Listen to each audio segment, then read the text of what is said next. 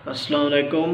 Lesson 2 को continue करते हुए आज हम 1.2 एक्सरसाइज सॉल्व करेंगे जो कि यूनियन और इंटरसेक्शन के मतलब है।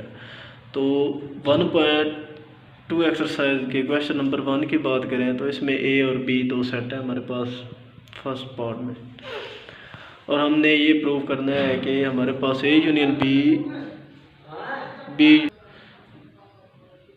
बी यूनियन ए की इक्वल है। यूनियन का आपको पहले कंसेप्ट होगा, अगर नहीं है यूनियन में इस तरह होता है कि आपके पास जो भी एलिमेंट्स होते हैं एक सेट में, ए फॉर एग्जांपल जिस तरह है, और दूसरा सेट हमारे पास बी है, उन दोनों को कंबाइन करके एक नए सेट में लिखा जाता है। कंबाइन से मुराद ये है कि तमाम एलिमेंट्स जो ए और बी में मौजूद हैं वो तमाम के तमाम ए और बी के यूनियन में आ जाते हैं। लेकिन अगर कोई हमारे पास एलिमेंट रिपीट हो रहा है तो हम उसको दो बार नहीं लिखते, क्योंकि सेट की डेफिनेशन में है कि सेट जो है उसमें ऑब्जेक्ट जो होते हैं डिफरेंट ऑब्जेक्ट होते हैं, डिस्टिंक्ट ऑब्जेक्ट होते हैं। इसमें ए सेट में 1 2 3 से लेकर 10 तक एलिमेंट है। ये सेट ए में 1 2 3 के बाद डॉट आ रहे हैं, इनका मतलब ये है कि ये नेचुरल नंबर है और कंटिन्यू है 10 तक, इनमें कोई गैप नहीं है। उसके बाद हमारे पास अब क्वेश्चन जो है जो हमने प्रूव करना है, A union B is equal to B union A. इसमें दो साइड्स हैं, हम लेफ़्ट हैंड साइड से शुरू करते हैं। लेफ़्ट हैंड साइड पे कौन सी क्या है, A union B. A union B लिखें, उसके बाद इक्वल का साइन लिखेंगे, उसके बाद ए के एलिमेंट्स दरमियान में यूनियन, देन बी के एलिमेंट्स। ए यूनियन बी में अब ए में 1 से 10 तक हैं तो ये क्या हो जाएगा, 1 से 10 तक एलिमेंट आ जाएंगे। अब बी में क्या है, 7 8 9 10, तो ये रिपीट हो रहे हैं। जो रिपीट हो रहे हैं उनको दोबारा लिखने की ज़रूरत नहीं है, वो पहले लिखे जा चुके हैं। उसके बाद 11 12 है तो वो हम लिख लेंगे। तो ये हमारे पास लेफ़्ट हैंड साइड आ गई है। उसके बाद राइट हैंड साइड है, इसमें बी पहले है, आगे यूनियन है, उसके बाद ए है। बी यूनियन ए लिखेंगे, इसमें बी के एलिमेंट्स लिखेंगे, पहले भी हमने लिखे हैं। उसके बाद हम ए के एलिमेंट्स जो 1 से 10 तक हैं वो लिखेंगे। बी यूनियन ए में भी, अब देखिए बी में पहले जो आ रहे थे 7 8 9 10, तो हमने क्या करना है, नंबर्स को हमेशा जो रिज़ल्ट आ रहा है उसमें ऑर्डर में लिखना है। तो हमने इसमें भी पहले क्या लिखने हैं, असेंडिंग ऑर्डर में हमने लिखने हैं 1 2 3 4 5 6 7 8 9 10, उसके बाद 11 12। तो ये हमारे पास साइड लेफ़्ट हैंड साइड की इक्वल आ गई है। ये देखें, लेफ़्ट हैंड साइड का जवाब हमारे पास ये है 1 से लेकर 12 तक। उसके बाद राइट का जो जवाब है वो भी क्या है, 1 से 12 तक। इस तरह ये हमने प्रूव कर लिया है कि लेफ़्ट हैंड साइड जो है वो राइट हैंड साइड की इक्वल है। उसके बाद ए इंटरसेक्शन बी की बात करते हैं। वो हमने क्वेश्चन के दूसरे पार्ट में ये करना है कि A intersection B is equal to B intersection A. इसमें लेफ़्ट हैंड साइड लें, ए इंटरसेक्शन बी, इसमें हमने क्या लिखा है, ए के सारे एलिमेंट्स लिखे हैं और बी के सारे एलिमेंट्स। तो इसमें देखें जो इंटरसेक्शन हमारे पास होता है उसमें वो एलिमेंट्स होते हैं जो दोनों में कॉमन होते हैं। जिस तरह ये क्वेश्चन में कौन सा एलिमेंट कॉमन है, सेट ए में 7 8 9 10 मौजूद है, और सेट बी में भी कौन से मौजूद है, 7 8 9 10। तो ए इंटरसेक्शन बी में क्या आ जाएंगे, जो दोनों में कॉमन है, और बाकी जो है उनमें से कोई भी नहीं आएगा। इस तरह आप राइट हैंड साइड लें, B intersection B intersection A, तो बी के एलिमेंट्स लिखेंगे, उसके बाद ए के एलिमेंट्स लिखेंगे, और इनमें कॉमन कौन से आ रहे हैं, वही 7 8 9 10 दोनों सेट्स में आ रहे हैं। तो ये क्या होगा, हमारे पास बी इंटरसेक्शन ए भी क्या आ जाएगा, 7 8 9 10, जो कि लेफ़्ट हैंड साइड की इक्वल है। इस तरह हमारे पास left hand side right hand side की इक्वल आ गई है। इसी तरह बाकी भी तमाम क्वेश्चन जो हैं, क्वेश्चन नंबर 1 के तमाम पार्ट्स हमने सॉल्व कर लेने हैं दोनों तरीक़ों से, यानी पहले यूनियन लेना है और उसके बाद क्या करना है, इंटरसेक्शन लेना है। उसके बाद हमारे पास क्वेश्चन नंबर 2 है।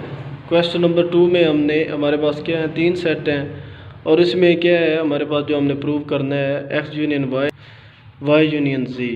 यानी हमने क्या करना है, पहले जो ब्रैकेट्स हैं उनको सॉल्व करना है। तो इसमें भी दो साइड्स हैं, left hand side and right hand side. Left hand side पे क्या है हमारे पास, x union into y union z। तो अब हमने क्या करना है, x सेट लिख दिया है, यूनियन लिखा है, उसके बाद हमने क्या किया है, ब्रैकेट जो है डाल दी है, उसके अंदर सेट दोनों लिख दिए हैं, y यूनियन z।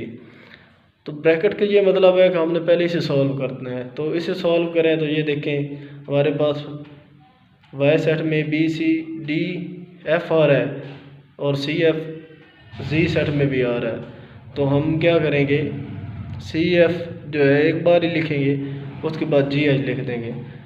अब जो हमारे पास जवाब आ गया है उसका हम x के साथ यूनियन लेंगे, x के साथ यूनियन लेंगे तो ये हमारे पास क्या आएगा, a b c d f g h। इस तरह अब हम राइट हैंड साइड की बात करें तो उसमें ब्रैकेट्स जो हैं शुरू में आ रही हैं x और y के लिए और साथ यूनियन z है। तो इसमें हम क्या करेंगे, x और y का पहले यूनियन लेंगे, a b c d और b d c f का। तो इसका यूनियन ले तो हमने a b c d लिखा है और f। हमने हमेशा ये याद रखना है, हमने जो सेट रिजल्टेंट आ रहा है या कोई भी सेट है उसको अल्फ़ाबेटिकली ए बी सी को अल्फ़ाबेटिकली लिखना है और जो नंबर्स आ रहे हैं उनको असेंडिंग आर्डर में लिखना होता है। तो इसका union C F G H जो कि हमारे पास जी है उसके साथ लें तो हमारे पास जवाब क्या आएगा, A B C D F G H. ये साइड जो है जो हमने पहले निकाली है ये हमारे पास जो लेफ़्ट हैंड साइड आ रही है उसकी इक्वल है। तो हम इसको क्या करेंगे, इसको लिखेंगे equal to left hand side. इसका मतलब है कि ये दोनों साइड जो है इक्वल है और हमारा क्वेश्चन जो है ठीक है। इस तरह इसका दूसरा जो पार्ट है उसमें हमने सेम इसी तरीके से के साथ क्वेश्चन हल करना है, लेकिन उसमें इंटरसेक्शन आ जाएगा। उसमें पहले हमने y इंटरसेक्शन z लेना है, उसका x के साथ इंटरसेक्शन लेना, और राइट हैंड साइड पे हमने क्या करना है, x और y का इंटरसेक्शन पहले लेना है, उसके जवाब का z के साथ इंटरसेक्शन लेना है। उसके बाद हमारे पास क्वेश्चन नंबर 5 है। इसमें हमने डी मॉर्गन्स लॉ को प्रूव करना है। इसमें हमारे पास 3 सेट दिए हुए हैं, एक u है जो कि नेचुरल नंबर है, उसके बाद b है जो कि प्राइम नंबर है, और a जो है एम्प्टी सेट है। डी मॉर्गन के 2 लॉ हैं, एक तो है a यूनियन b होल का complement will be equal to a complement intersection b complement.